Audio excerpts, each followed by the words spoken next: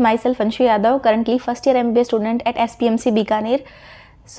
ये वाला जो वीडियो मैं बना रही हूँ PYQs जो है उनकी इम्पोर्टेंस क्या है और आपको PYQs जो है वो कब करने चाहिए और कैसे अटेम्प्ट करनी चाहिए, उसके बारे में इस वीडियो में आपके साथ शेयर करने वाली हूँ। कमेंट आया था बहुत सारे लोगों का कि PYQs पे एक वीडियो जो है वो बननी चाहिए। Let's start this video. पहली चीज़ तो मैं आपको बताऊँगी कि PYQs जो है वो आपको कब करनी चाहिए और दूसरी चीज़ कि आपको कैसे करनी चाहिए PYQs। कब करनी चाहिए तो PYQ जो है हमेशा आप उस टॉपिक के तभी करें जब आपको उस टॉपिक पर पूरा कॉन्फिडेंस आ गया हो। किसी भी टॉपिक के PYQs आप एक बार कोई भी चैप्टर पढ़ते ही बिल्कुल भी नहीं करने आपको, क्योंकि उस टाइम पे वो क्वेश्चंस आपसे नहीं होंगे और आपको लगेगा कि आपको टॉपिक समझ में नहीं आएगा। तो आपको पहले कोई भी टॉपिक जो है वो अच्छे से समझ में आ जाए और उसका आप 3-4 बार रिवीजन कर चुके हो, उस टाइम ही आपको उसके PYQs करना स्टार्ट करने हैं। उससे पहले आपको एकदम एक बार चैप्टर पढ़ते ही, जैसे अपन मॉड्यूल से क्वेश्चन प्रैक्टिस करते हैं, वैसे PYQs जो है वो नहीं अटेम्प्ट करने हैं। एक बार पढ़ते ही उसको 3-4 बार रिवाइज करने के बाद ही आपको करना है। और PYQ जो है वो बहुत इंपॉर्टेंट है। आपको जो नीट के लिए आपके जो प्रीवियस ईयर क्वेश्चंस है वो बहुत इंपॉर्टेंट होते हैं, क्योंकि बहुत सारे क्वेश्चन तो डायरेक्टली उनसे आ जाते हैं और बहुत सारे उनसे ड्राइव्ड क्वेश्चंस होते हैं। PYQ करना तो बहुत ज़्यादा इंपॉर्टेंट है। लाइक अगर आप नीट 2023 के लिए प्रिपेयर कर रहे हैं और आपने PYQs नहीं किए हैं, जो मैंने पिछले वीडियो में आपको बताया था कि PYQs की क्वेश्चन प्रैक्टिस आपको करनी है एक सीटिंग में, तो उस टाइम आप PYQs जो है वो अटेम्प्ट कर सकते हैं और उनको OMR के साथ फिल कर सकते हैं।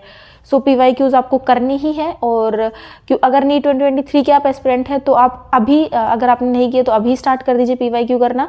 आपका सिलेबस अगर ख़त्म नहीं हुआ है तो जो टॉपिक्स आपके, जो चैप्टर्स आपके ख़त्म हो चुके हैं, उनका रिविजन हो चुका, तो उनके आप PYQs कर सकते हैं। एक चैप्टर पढ़ा, उसके नोट्स पढ़े अच्छे से और फिर उसके PYQ कर लिए। ऐसे आपको रिवाइज करना है कोई चैप्टर, तो वो आपकी PYQs भी हो जाएंगे, उस चैप्टर का अगेन रिविजन भी हो जाएगा। ये तरीका है आपको PYQs करने का। और आपको PYQs जो है वो, मतलब जो प्रीवियस ईयर क्वेश्चंस होते हैं वो सिर्फ एक बार ही अटेम्प्ट नहीं करने। जैसे आप मॉड्यूल के क्वेश्चन जो है वो 3-4 बार मॉड्यूल आप सॉल्व करते हैं, तब आपके उन क्वेश्चंस पर ग्रिप बनती है। ऐसे ही आपको PYQs के जो क्वेश्चंस हैं वो 2-3-4 बार नहीं तो कम से कम 2 बार तो आपको करनी है, तभी आपको सारे टॉपिक्स जो है वो क्लियर होंगे और किस किस टॉपिक से ज़्यादा क्वेश्चंस आते हैं वो भी आपको पता चलेगा। एक बार तो आप फ्लो में कर लेते हैं, बट दूसरी बार भी आपको उनका रिविजन करना है।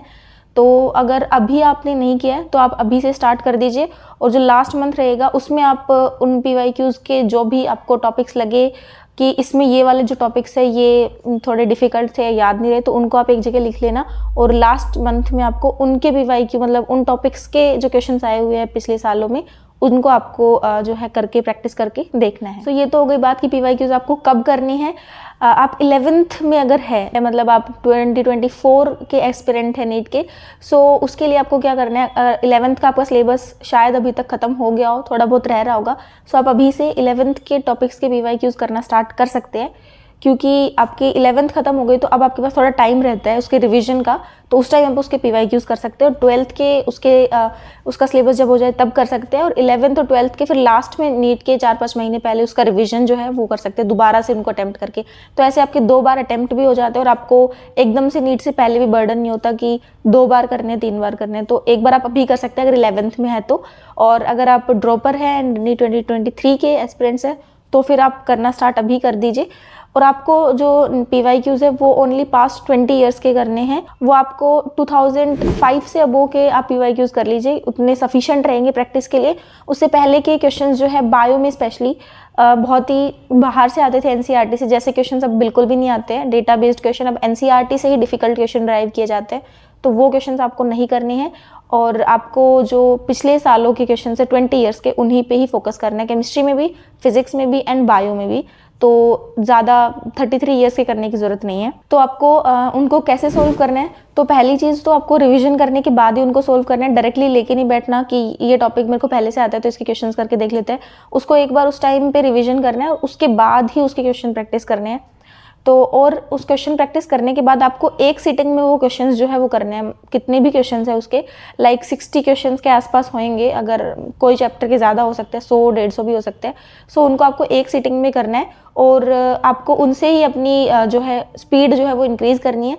PYQs जो होते हैं वो थोड़े कुछ सिंपल भी होते हैं, कोई डिफ़िकल्ट भी होते हैं, तो उससे एक बैलेंस बना रहता है कि हाँ आपके नीट का पेपर इसके जैसा आ सकता है, तो फिर उसमें आपको टाइम मैनेज करने का भी आइडिया हो जाता है। उसके अलावा आपको OMR जो है वो लेके बैठनी है। जब भी वो क्वेश्चंस आप करेंगे तो OMR में साथ साथ फिल करते चलिए, उससे आपके टाइम मैनेज भी आपको आइडिया लग जाएगा कितना टाइम लगता है आपको OMR में।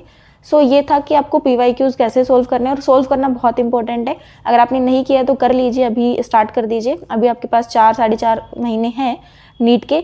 और बायो के जो है, अगर कोई क्वेश्चन इन पास्ट 20 ईयर्स के भी कुछ एक्स्ट्रा आते हैं जो NCERT में नहीं मेंशन है या फिर ज़्यादा बाहर के, तो वो करने की कोई ज़रूरत नहीं है, उस टॉपिक को पढ़ने की भी ज़रूरत नहीं है, क्योंकि वो अब नहीं आएगा डेफिनेटली। और जो भी आप जब भी क्वेश्चंस करें PYQs, तो उसमें जो भी टॉपिक के क्वेश्चंस आपको लगे कि नहीं हो रहे हैं, उस टॉपिक को अपनी नोटबुक में लिख लीजिए और उस टॉपिक को सर से क्लियर कर लीजिए। उसके बाद आपको उस टॉपिक के क्वेश्चंस जो है वो दोबारा करके देखने हैं, और कोई भी उनमें डाउट्स आता है तो वो भी आप लिख लीजिए और उनको रिवाइज करना है, क्योंकि PYQs जो है वो उसी पेपर जो है वो ड्राइव होता है। सो उनसे रिलेटेड क्वेश्चन जो है वो नीट में आ सकते हैं किसी भी साल। सो वो आपको करना है। सो आई थिंक इससे आपको पता चल गया होगा कि आपको कब करने PYQs और कैसे आपको करने हैं। Thank you so much for watching this video. Please like, share and subscribe to my channel अगर आपके लिए ये वीडियो यूजफुल रही हो, एंड स्टे अपडेटेड।